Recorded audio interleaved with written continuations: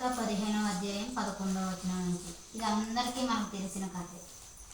2 కుమారులు ఒక తండ్రి. మరియు ఆయన ఇట్లనెను, ఒక మనుషునికి 2 కుమారులు ఉండిరి. వారిలో చిన్నవాడు, తండ్రి, ఆస్తిలో నాకు వచ్చు భాగమిమ్మని తన తండ్రిని అడగగా అతడు వారికి తన ఆస్తిని పంచిపెట్టెను.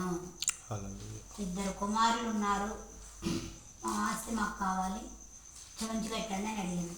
2 అడిగారా అంటే 2 అడగలేదు, చిన్నవాడు మాత్రమే అడిగిండు.